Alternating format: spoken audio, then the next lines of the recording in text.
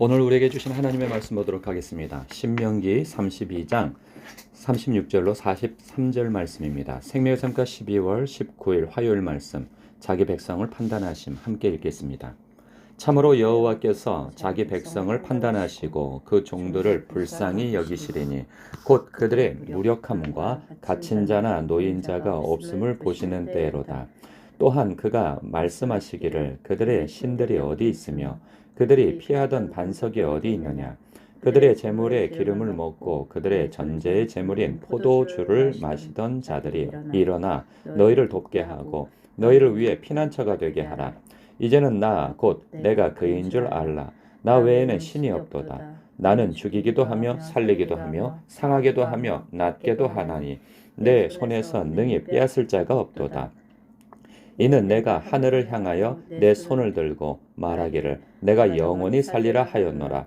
내가 내 번쩍이는 칼을 갈며 내 손에 정의를 붙들고 내 대적들에게 복수하며 나를 미워하는 자들에게 보응할 것이라. 내 화살이 피에 취하게 하고 내 칼이 그 고기를 삼키게 하리니 곧 피살자와 포로된 자의 피요 대적의 우두머리의 머리로다.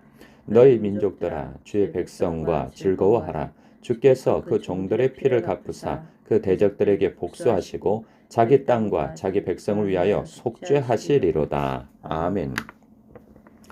이스라엘이 가나안을 정복한 후에 그 풍요로움과 화평한 때가 되면 그 풍요로움에 취해서 하나님과 그 거리두기 하고 우상을 섬겨 하나님의 진노를 사게 될 것에 대한 이 예언의 말씀이 있었어요.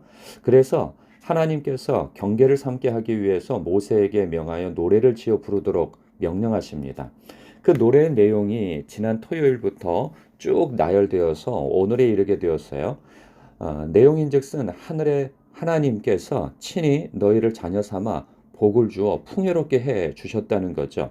그런데 배은망덕한 이스라엘이 우상을 숭배함으로 하나님을 경노하게 하셨다는 거예요. 그래서 하나님께서 그래? 너희가 하나님이 아닌 것들을 섬겨 진노케 해 나를?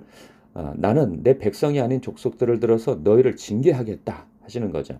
그런데 이방 족속들이 이 하나님의 백성을 치고는 이 스스로 잘나서 이 스스로 힘이 강해 그런 줄 알고 교만한 거죠. 그래서 하나님께서 싹 손보신다는 말씀이 어제 말씀이에요. 이 공통점을 보면은 이스라엘과 하나님의 백성이 이스라엘과 하나님을 알지 못하는 이방인들의 그 공통점이 있어요. 뭐냐 하면 교만하다는 거예요. 이스라엘 백성은 우상을 하나님을 떠나 우상을 의지하는 이 교만함이 있고요.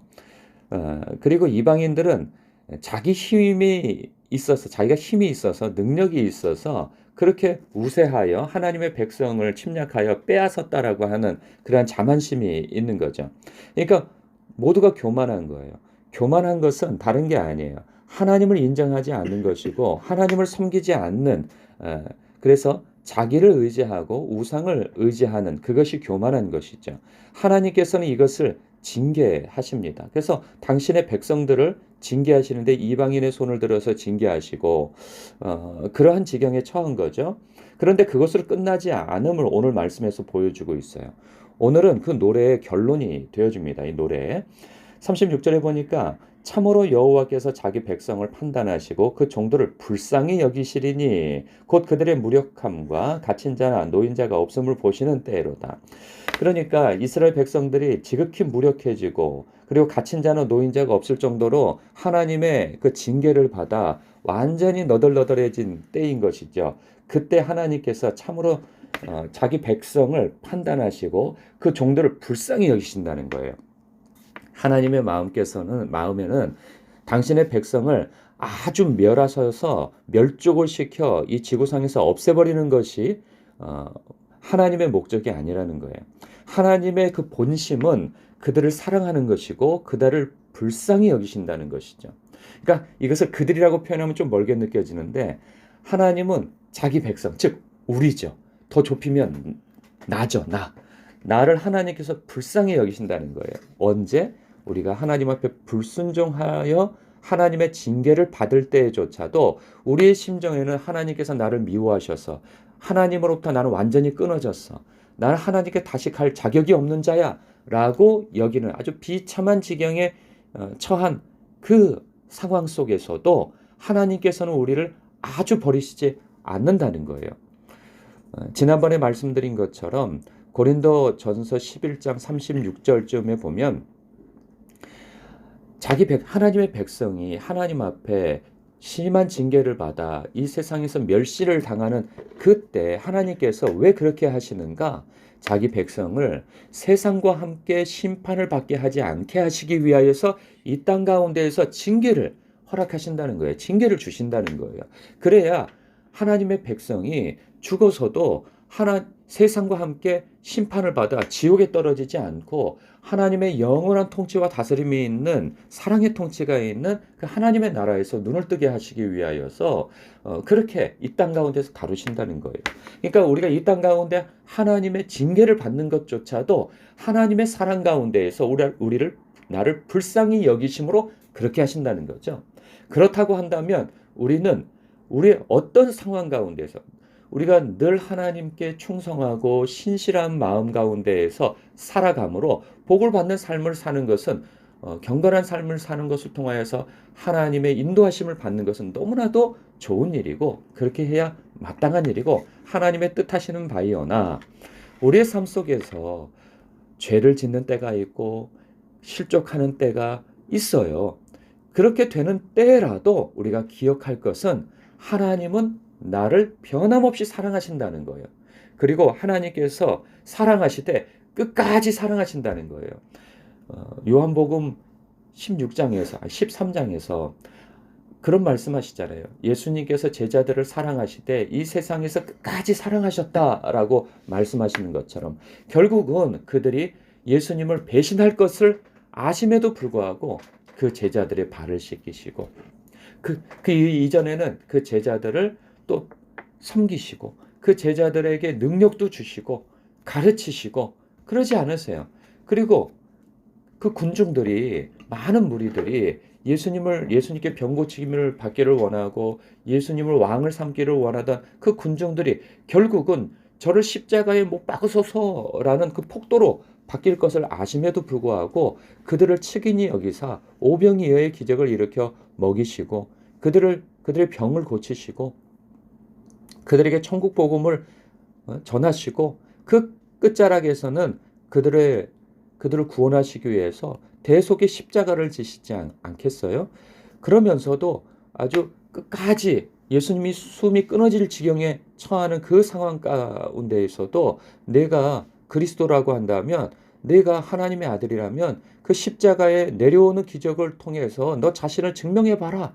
그리하면 내가 믿겠다라고 그렇게 멸시를 할 때조차도 예수님께서는 아버지여 저들이 자기가 하는 짓이 무엇인지 알지 못해서 저러나이다. 저들을 용서하여 주옵소서라고 주님께서 사랑하시되 끝까지 사랑하시는 그런 모습을 보이지 않으신가요? 그런 걸 본다면 하나님께서는 우리를 즉 나를 사랑하시되 끝까지 사랑하신다는 거예요. 하나님께서 나를 사랑하신다고 모든 것을 다 용납하시고 모든 것을 다 좋게 보신다는 것은 아닙니다. 오늘 말씀처럼 39절에 하나님이 누구신지를 기억하라는 거예요. 이제는 나 곧 내가 그인 줄 알라. 나 외에는 신이 없도다. 나는 죽이기도 하며 살리기도 하며 상하게도 하며 낫게도 하나니 내 손에서 능히 빼앗을 자가 없도다. 이는 내가 하늘을 향하여 내 손을 들고 말하기를 내가 영원히 살리라 하였노라. 하나님께서는 생사화복을 주관하시는 그 하나님이시라는 거예요. 그러니 오직 의지할 분은 다른 무엇이 아니고 다른 누구가 아니고 오직 하나님이시라는 거예요. 근데 그 하나님을 대적하고 그 하나님을 배교하게 되어지면 어떤 일이 벌어지는가? 41절, 42절이 벌어진다는 거예요. 내가 내 번쩍이는 칼을 갈며 내 손이 정의를 붙들고 내 대적들에게 복수하며 나를 미워하는 자들에게 보응할 것이다. 내 화살이 피에 취하게 하고 내 칼이 그 고기를 삼키게 하리니 곧 피살자와 포로된 자의 피요 대적의 우두머리의 머리로다. 하나님께서 징계하신다는 거예요. 징계하셔도 무섭게 징계하신다는 거죠. 그러니 지혜가 있다면 하나님의 고집을 꺾을 생각하지 말라는 거죠. 하나님의 사랑을 피해서 이 세상에선 피할 자리가 없고 하나님의 그 사랑과 하나님의 그 다스림을 피해서 내 뜻대로 살 장소가 없다는 거예요. 그러니 지혜로운 자라면 그 영원하신 하나님 그리고 날 사랑하시는 하나님을 피하여 뭘 의지해서 살지 말고 하나님만을 의지하여 그리고 하나님만을 사랑하여 살라는 그 말씀을 우리에게 주고 있습니다. 오늘 꼭 기억해야 할 것은 무엇인가? 하나님의 본심입니다. 하나님은 나를 사랑하신다. 더 나아가 하나님은 사랑하시되 끝까지 사랑하신다. 그러니 넘어진 곳에서도 다시 일어서는 믿음을 가지라 하는 것입니다. 이 노래 자체가 너희가 매를 맞은 그 자리에서 다시 일어서라. 내가 너희를 사랑한다. 그러니 너희는 이 노래를 다시 기억하고 다시 일어날 믿음을 가지라. 그 말씀을 해주고 계십니다. 오늘도 여러분 하나님을 사랑하시는 하나님의 자녀된 여러분, 여러분이 선 곳에서 신실하게 충성되게 하나님을 따르는 여러분 되시길 주님의 이름으로 축복합니다. 넘어진 자리라 할지라도 하나님은 나를 기뻐하시지 않을 거야. 그렇지 않습니다. 돌아오는 여러분을 7번씩 7번이라도 회개하는 자라면 미쁘고 의로우사 여러분을 죄 가운데에서 구원하시고 그리고 여러분들을 의로운 자리로 인도하시는 이는 하나님이십니다. 그러니 다시 일어서시는 주님의 옷자락을 붙드시고 다시 일어서시는 여러분 되시길 주님의 이름으로 축복합니다.